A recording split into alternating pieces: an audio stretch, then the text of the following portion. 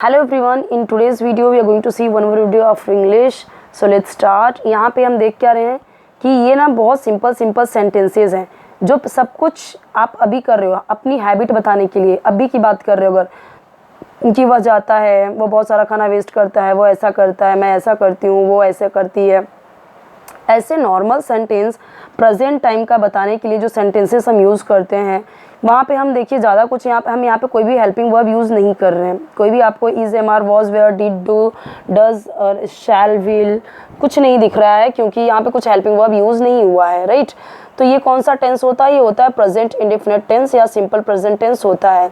इसमें सिर्फ एक चीज़ का ध्यान देते हैं हम कि वर्ब में एस या एस लगाते हैं कब? वर्ब यानी क्रिया, जैसे भी ये वर्ब है, ये वर्ब है, ये वर्ब है, ये वर्ब, ये वर्ब, सबके सब क्या है? वर्ब्स हैं, क्रिया है, ठीक है। ये सब क्या है? आपके सब्जेक्ट्स हैं जिनकी बात की जा रही है, जिनके बारे में बात की जा रही है, ये सब हमारे सब्जेक्ट हैं। लेकिन ये सब्जेक्ट्स हमारे, ये कर्ता हमारे क्या कर रहे हैं, वो होते हैं हमारे वर्ब, ठीक है। तो सब जिसके बारे में बात की जाए वो होता है हमारा सब्जेक्ट, लेकिन वो कर क्या रहा है वो जब हम बता रहे हैं तो वो होता है verb, right. Faiz goes out to play every evening. Faiz goes out यानी कि फैज जाता है, तो गोज आउट यानी बाहर जाता है, टू प्ले खेलने के लिए, एवरी इवनिंग हर शाम। ओके, फैज एवरी इवनिंग खेलने के लिए जाता है बाहर। फैज एवरी इवनिंग बाहर खेलने के लिए जाता है। Rani wastes a lot of food. Rani waste करती है यानी बर्बाद करती है, अ लॉट ऑफ ज़्यादा, बहुत ज़्यादा, फूड भोजन। अब एक चीज़ यहाँ पे देख रहे हैं, ये सब क्या है? सिंगुलर है, एक वचन है। इसके लिए हमने क्या किया? वर्ब में एस ऐड किया। अगर यहाँ पे होता आई तब हम बोलते हैं I go to out, I go, okay, I go to out, ऐसे होता। रानी यहाँ पे सिंगुलर है, लेकिन यही होता है अगर यू होता तो you waste a lot of, तो यहाँ पे एस यूज़ नहीं होता। रूल हर बार बताया है वही कि जब आपका सब्जेक्ट है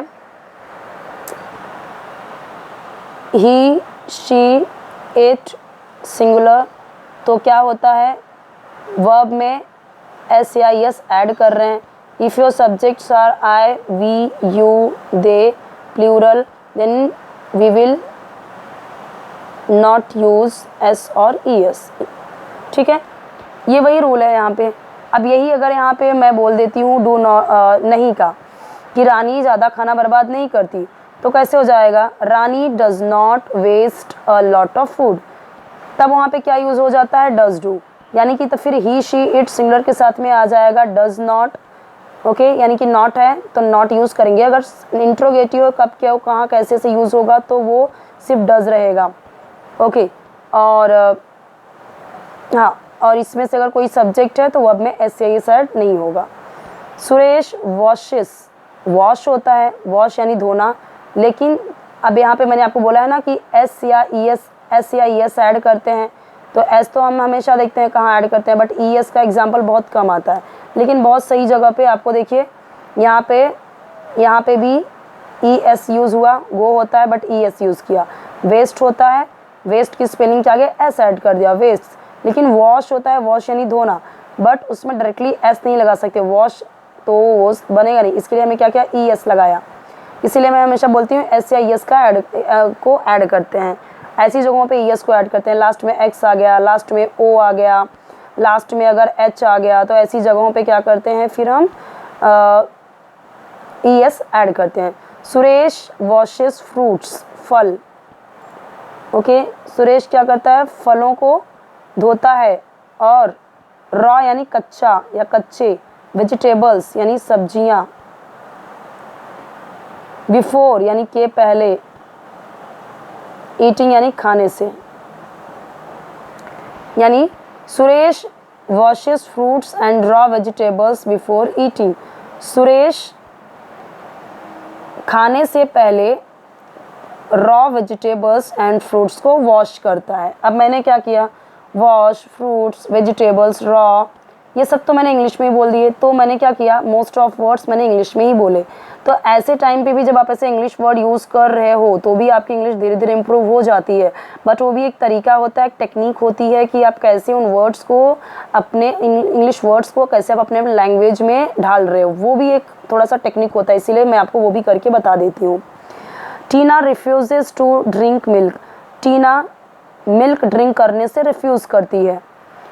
ओके, टीना रिफ्यूजेस, अब मैंने कैसे बोला, रिफ्यूजेस, ड्रिंक मिल्क, सब इंग्लिश में ही बोल दिया। हिंदी में बोले तो टीना दूध पीने से इनकार करती है। रिफ्यूज़ यानी मना करना या इनकार करना, मना करती है। अब रिफ्यूज़ की स्पेलिंग होती है ये, ई तो उसमें ऑलरेडी दिया हुआ है, बस एस लगा दिया। रिफ्यूजेस टू ड्रिंक यानी पीने से, टू ड्रिंक यानी पीने से, मिल्क यानी दूध। सो टीना दूध पीने से रिफ्यूज़ करती है।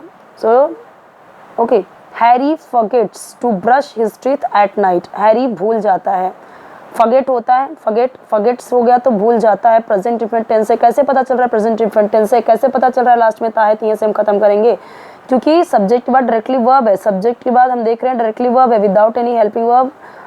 यहाँ पे हम वर्ब देख रहे हैं। टू ब्रश, ब्रश करना, ब्रश करना, अपने दांतों को, हिज यानी अपने, टिथ यानी दांतों को, एट नाइट रात में। डू दिस, यह करो। Eat what ever food prepared at home without making a फस। ईट यानी खाओ, वॉट एवर जो भी, फूड भोजन, प्रिपेयर्ड तैयार किया जाता है, एट होम घर पे, विदाउट के बिना, मेकिंग बिना झंझट किए, बिना झंझट किए, मेकिंग अ फस यानी बिना झंझट के। अब विदाउट तो यहाँ है तो बिना तो ऐसे ही हो गया। मेकिंग अ फेस यानी झंझट करना, झंझट बनाना। तो eat what ever food prepared at home without making a फस, तो बिना झंझट के जो भी घर पे तैयार फूड है, फूड जो भी तैयार है घर पे उसे खाओ, यानी वेजिटेबल्स, दाल चावल सब्जी रोटी। Try to be cheerful and happy throughout the day. Try to यानी कोशिश करो, ट्राई टू बी यानी कोशिश करो, कोशिश करो, चीयरफुल बी कोशिश करो, ट्राई टू कोशिश करो, बी चीयरफुल यानी चीयरफुल रहने की, प्रसन्न रहने की, प्रसन्न, और हैप्पी यानी खुश होने की। थ्रू आउट पूरा दिन या पूरे दिन, पूरे दिन यानी थ्रू आउट द डे पूरे दिन, चीयरफुल एंड हैप्पी होने की कोशिश करो। Keep yourself neat and clean. Keep your self यानी रखो, योर सेल्फ खुद को, नीट यानी साफ, एंड क्लीन यानी साफ सुथरा, साफ सुथरा या टाइडी। द होल डे पूरा दिन, फ्रॉम से, द टाइम यानी समय, योर ब्रश या यू ब्रश योर टीथ अपने दांतों को, in morning. So keep yourself neat and clean the whole day from the time you brush your teeth in the morning till you brush them again at night. तब तक तुम brush करो उन्हें, again फिर से, एट नाइट रात को। Keep yourself neat and clean the whole day, तो अपने आप को पूरे दिन क्लीन रखो, साफ सुथरा रखो। From the time you brush, जब से तुम ब्रश कर रहे हो, यू ब्रश यानी तुम, जब से तुमने ब्रश किया, फ्रॉम द टाइम उस समय से, यानी from the time you brush, तो जिस टाइम तुमने ब्रश किया उस समय से, your teeth in the morning, morning में जब तुमने ब्रश किया उस समय से अपने आप को till you brush them again at night, और रात में फिर से करो। अब अगर हिंदी में देखें तो पूरा इसका मतलब क्या निकल रहा है कि सुबह अपने दांतों को ब्रश करने से लेकर रात में दोबारा ब्रश करने तक पूरे दिन अपने आप को साफ सुथरा रखो। अब कहने का मतलब ये है, ठीक है।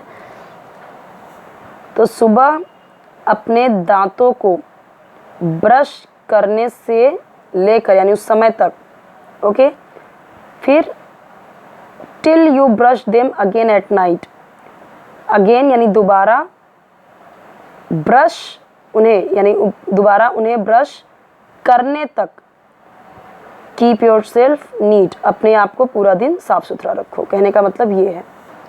सो इसका भी आप स्क्रीनशॉट ले सकते हो। ज़्यादा कुछ इसमें स्क्रीनशॉट लेने की अगर देखें तो कुछ ज़रूरत नहीं है, सारे वर्ड्स बहुत इजी हैं, कुछ भी हार्ड नहीं है। तो ये आप वैसे एक बार रीड करोगे समझ लोगे, ठीक है। यहाँ पे कुछ चीज़ें जो नीचे दी गई हैं उसको हम देख लेंगे नेक्स्ट वीडियो में। इतना इनफ है, इतना आप प्रैक्टिस करो। जैसे सब्जेक्ट्स हैं, कैसे यहाँ पे देखिए वर्ब को डायरेक्टली रख दिया, कीप यानी रखो, try to be, eat, okay.